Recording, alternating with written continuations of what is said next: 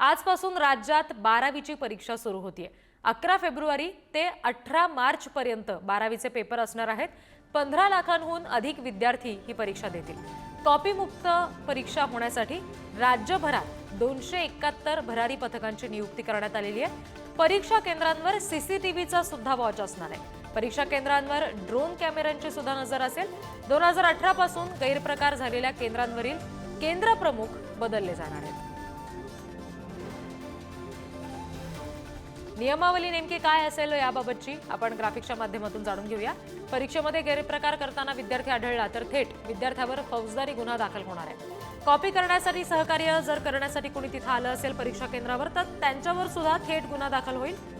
परीक्षा केंद्रावर गैरप्रकार होताना आढळला तर केंद्र कायमस्वरूपी बंद होणार आहे। संवेदनशील केंद्रांवर ड्रोन कॅमेऱ्याच्या द्वारे नजर ठेवली जाणार आहे।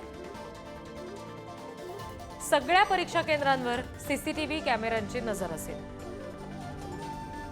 मोबाईल ॲपच्या माध्यमातून परीक्षा केंद्रावर वॉच ठेवला जाणार आहे, लक्ष ठेवलं जाणार आहे। प्रवेश पत्र विसरलेल्या म्हणजे हॉल तिकीट विसरलेल्या विद्यार्थ्याला हमीपत्र लिहून परीक्षा देता येणार आहे। विद्यार्थ्याला परीक्षेला कोणत्याही वेशभूषेत येता येणार आहे। परीक्षा केंद्रांचं पथकामार्फत वेबकास्टिंग मॉनिटरिंग होणार आहे।